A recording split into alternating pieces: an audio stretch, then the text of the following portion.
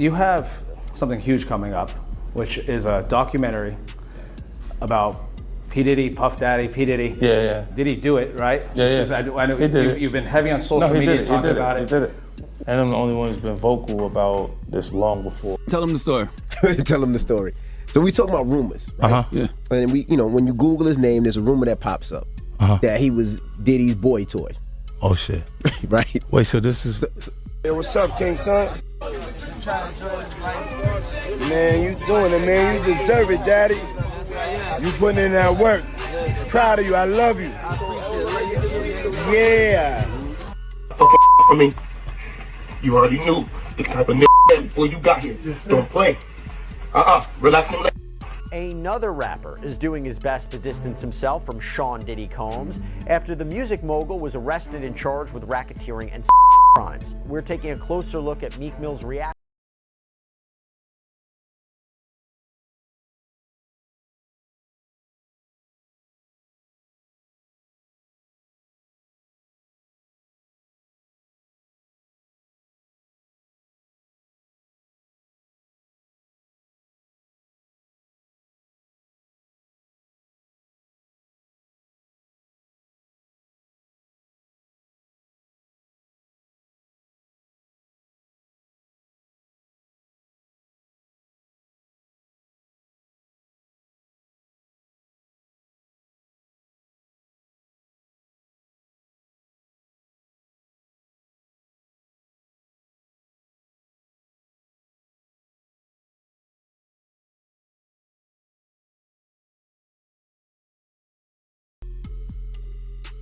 Meek Mills.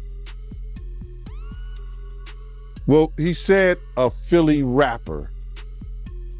You understand? And it was redacted in the paperwork to that because first of all, it had Meek Mills, it had Stevie J, they had redacted their names, and they had Usher, and they redacted their names and just said a performer of the Super Bowl and a Philly rapper. Everybody kind of knew back in the day that Meek Mills and Puff was a little too friendly. Whenever silence becomes profitable, 50 Cent has built a reputation on breaking it. His role in the documentary isn't neutral, it's intentional and strategic. Anytime two rappers or two people in the industry come dressed up alike on more than one occasion, listen here, man. My dudes in Philly, I got some real strong dudes in Philly. They don't play that shit. And they probably embarrassed for the fact to see that Meek Mills, one of the street guys that came out of there, got caught up in this Hollywood whereas that he's dressing the same he dressing like Diddy? Hugged up with Diddy? I think that Lil Rod know a lot of shit, but I know this. Two men dress alike, it's just like two men laying down. When they both get up, they both homos. And that's real talk, bruh. My man, you go to a party, dog, and the nigga got the same shirt you got on, I'm taking my shirt off. I'm walking around in a t-shirt. And then, not to blow Meek Mills up out the water or anything like that, it was said that they checked his Google search and all the other shit, and he was searching for some online gay porn and all that other shit like that. Oh, wow. That shit crazy, bro. But listen, those are what, it's crazy that money, that lifestyle, and you trying to fit into something, get you. These guys never set out to do all this shit. Meek Mills, when he got into the game, he didn't set out to be questioned about his manhood with Diddy.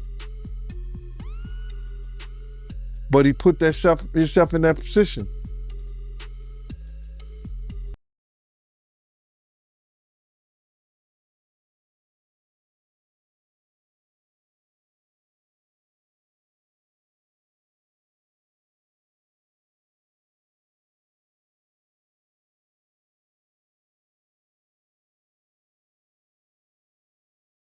Meek Mill and P. Diddy matching outfits picture goes viral after Meek Mill comes up in this lawsuit, right? You got this lawsuit where this dude is suing P. Diddy and people been going through it. He brought, I believe, a Young Miami name came up in it, like about her cousin, doing some things. And then the dude also stated that P. Diddy was bragging about getting with somebody who is a Philadelphia rapper who used to date Nicki Minaj. Goddamn, Meek. No, Meek, no.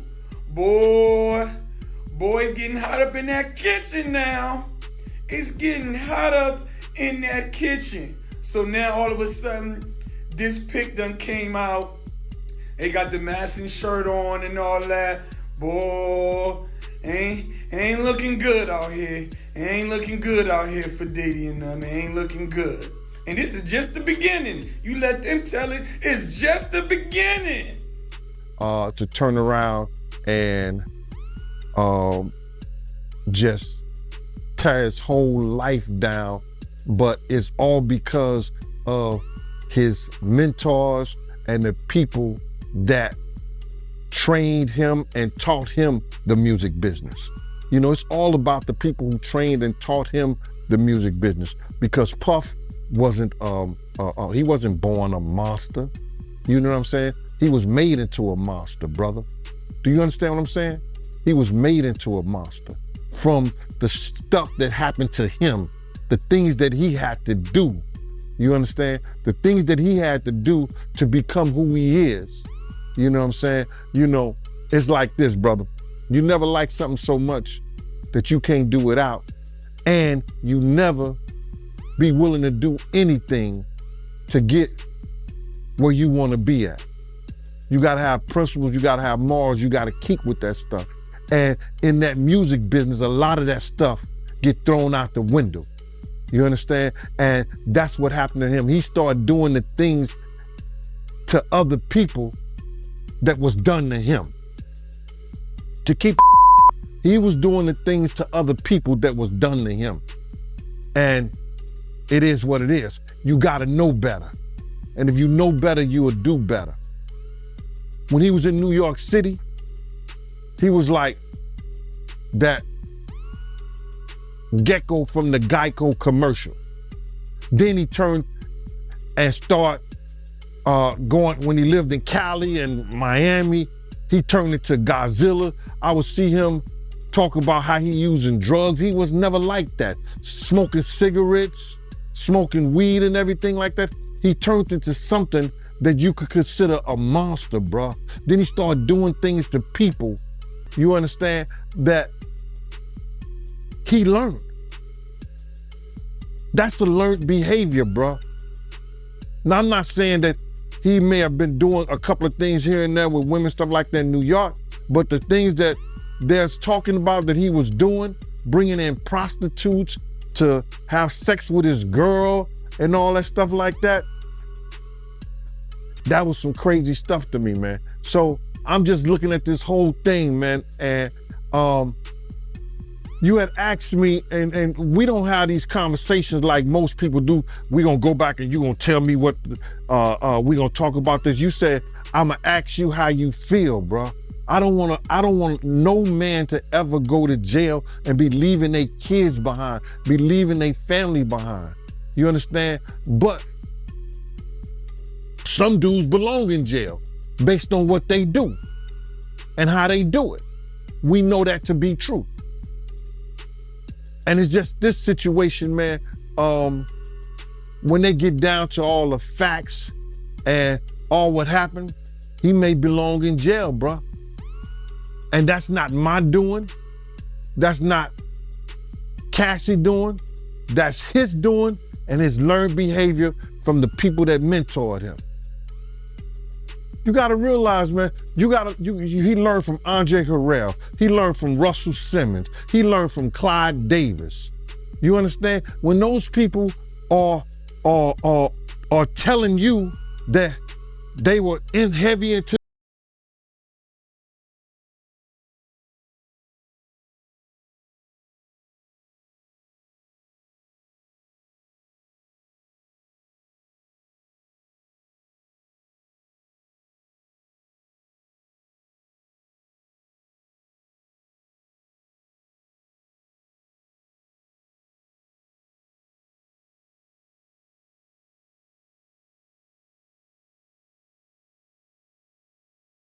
That sounds strange.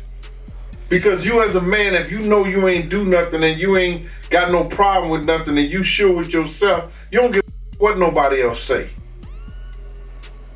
Why you gotta hire somebody that you wanna make sure or prove to somebody else that you and Diddy didn't have a relationship when you know within yourself you didn't have a relationship with him? Tell him, give me that 100,000. I'll tell everybody, Meek Mills ain't do shit with Diddy. And make sure everybody know that. Don't make no sense as a man. They talked about Jesus Christ. What are you worrying about what they say about him? Do you think maybe he just wants to know what the feds know about him? The feds gonna let them know anyway. When Diddy gets discovery, if he lets this go to the point whereas that whatever the feds is charging him with, they have to give discovery. Now, they don't have to give and show everybody what's on those tapes. You understand what I'm saying? And those tapes could be locked up and sealed away for a very long time. But whatever they charge with, they're gonna give the defense team the discovery. And if it's seen that somebody is there doing something that appears to be illegal, and he's a part of that, it'll be in the discovery. From what I understand, the feds are real tricky. It's not like the state where they let you know everything ahead of time. Like, a lot of this stuff you might not even know up until right before the trial starts. They can't produce it still, bro. If in fact he's being charged with something, that's where you have your good lawyers tell the judge, nah, Your Honor, we didn't get that. You can't bring that in court like that. That's what you have good lawyers for. One of the things that I think was, you know,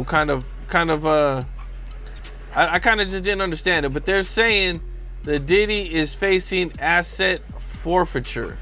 The government wants to seize the properties tied to racketeering, trafficking, and prostitution charges. That's a good way of saying that what a black man has earned all these years for doing music, we want to take it away because he didn't get this from doing music, which is a lie. He got those things for doing music, selling alcohol, doing whatever he was doing. So now they want to put a crime on it and try to seize his property and seize his things that he has earned, which has nothing to do with what they trying to charge him with. Yeah, it's literally nothing to do with what he's being charged with, which was what I thought was kind of crazy, but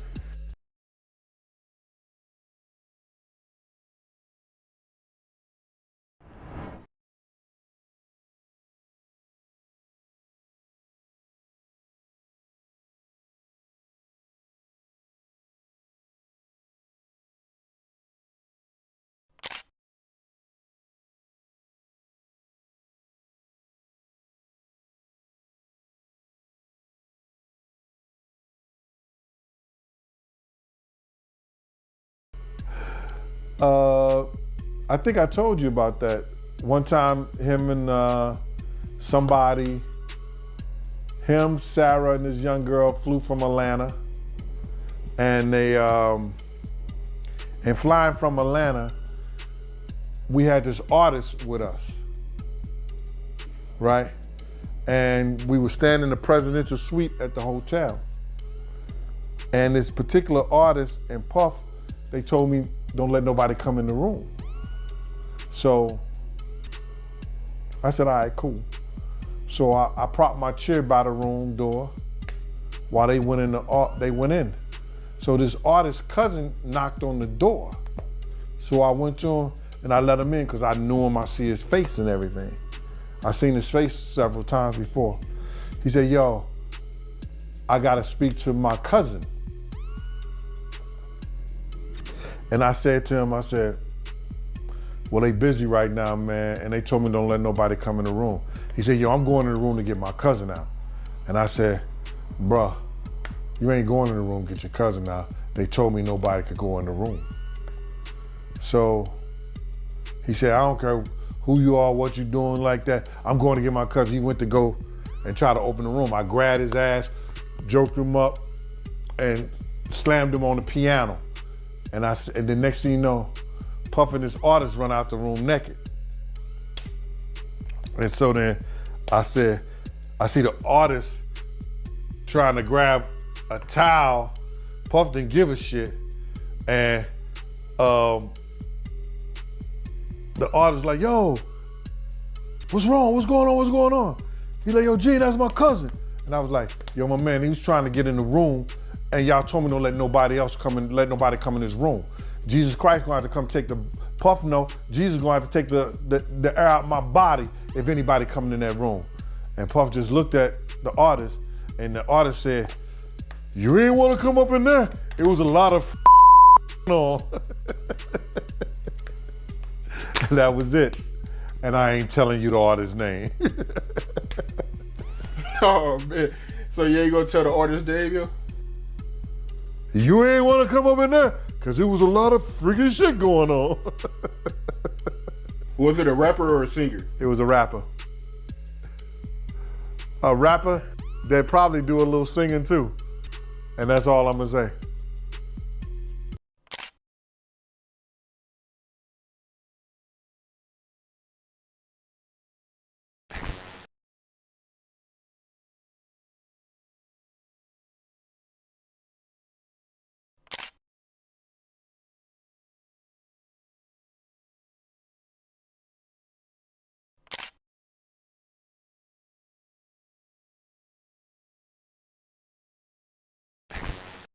Him getting backlash, you know, people feeling like, you know, he being fake because, you know, he had a relationship with Diddy. Like, how you feel about that? My man, I can't judge Meek Mill as a man. I don't know Meek Mill as a person.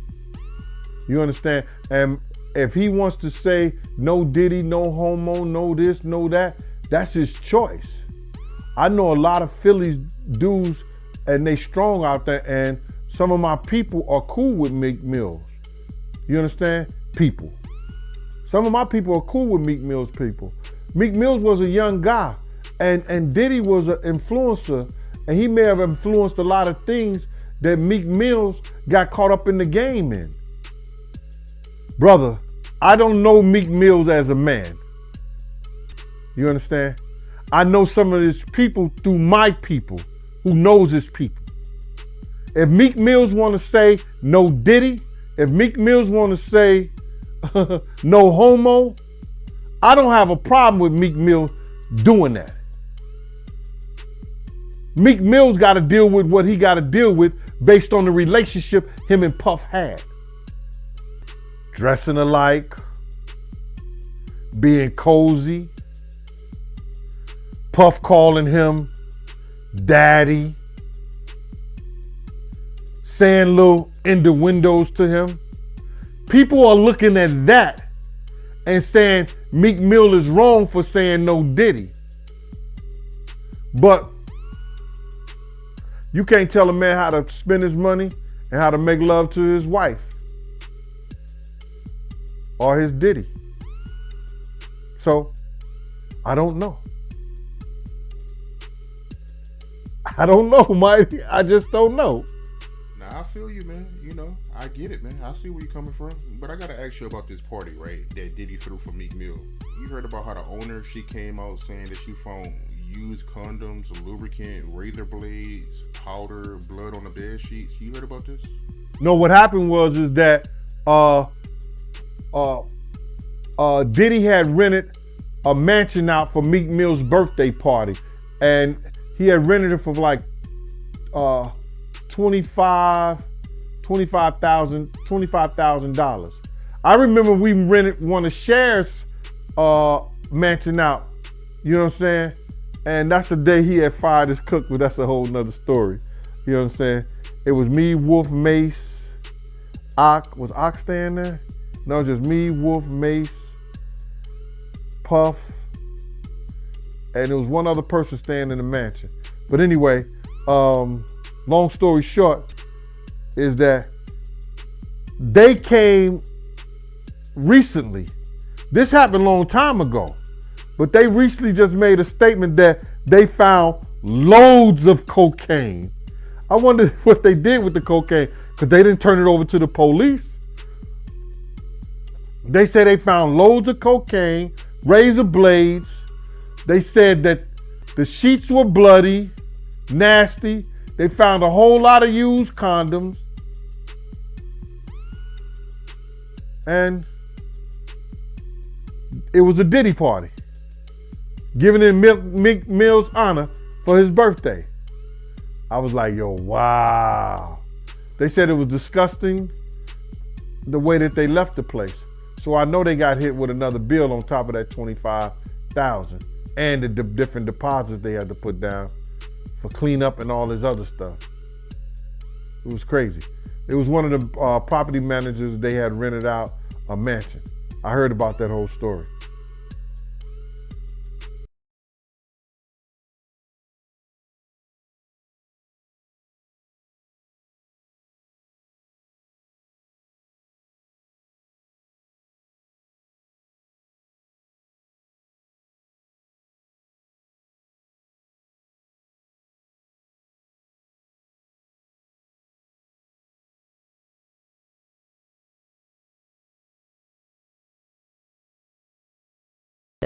That's hard to think.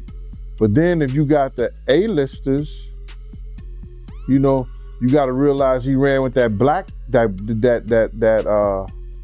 that Rat Pack. And I don't want to even say their names because they said I got their names wrong last time. What's his name? Kushner? What's the other guy? Leonardo, yeah, his name. Man, I don't keep up with these cats, but I heard that that's not only the tape that's being shopped. There's some other tapes out there, other people too with him, and him doing some things with some other people. So it's quite a few tapes that might be out there, what they're hearing, and I don't want to see the tapes, but I want to know if they're really true. Because if they got if they got some tapes out there and it's with some underage, whether it's celebrities or not, it's gonna be crazy, bro. It's gonna be real crazy, and they're gonna have to bring that to forefront because the prosecutor's gonna want those tapes. And they're gonna do whatever they have to do legally to get those tapes. No ifs, ands, and buts about it. So we just better hope for his sake, that that's just a bunch of bull crap. But then there's lawyers out there saying, yeah, the tape does exist. Lawyers got on television to say the tapes exist. I don't really know or trust that, because they was trying to say he had a tape with one of the bodyguards and this lady that came out. So we don't know what to think until we actually see that and we get that version You remember we had that bootleg version of R. Kelly tape? Yeah, I remember that. They don't even bootleg. Yo, they don't even bootleg no more, man. So it's gonna be hard to figure it out if it does exist. Do you believe the guy in the tape is white? If he's bigger than Diddy, and he's not none of the names that I said, probably so. But then they say he was young too. Yeah, they say he was young. Let me get his name right. I hope it ain't the Bieber. I hope it's not the Bieber. That's a good one. It might be him. But if they saying that the guy is young and he's an A-lister, I can't think of that many black people, man. Right, not at all. And somebody that more powerful, more of a celebrity than Diddy, you understand what I'm saying? If they were saying somebody that was more celebrity than Diddy, he was an A-lister, he was younger, you know what I'm saying? And if he's not black, it would have to be the Bieber. That's his name, Bieber?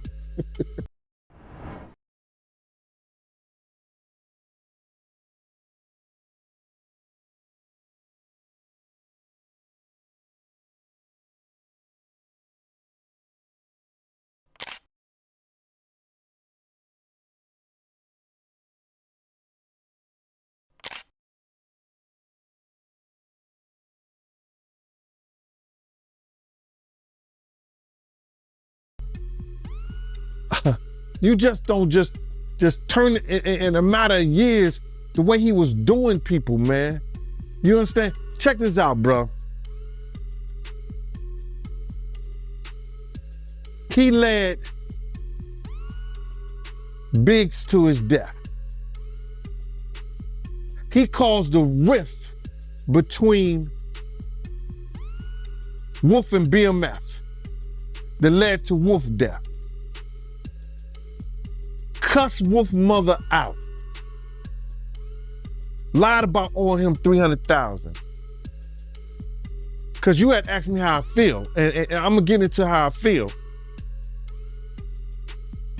Took a good friend of ours who raised money when he had the City College tragedy. A good friend of ours did things to make him popular in Harlem. Let him hang with us, be part of our crew the whole 9 yards. Disrespected him and wouldn't help him. This is how I feel about him being locked up and going to jail.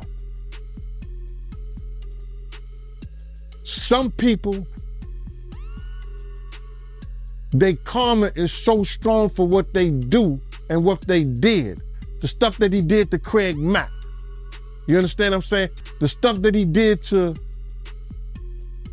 Black Rob and all those people in the spiritual world right now.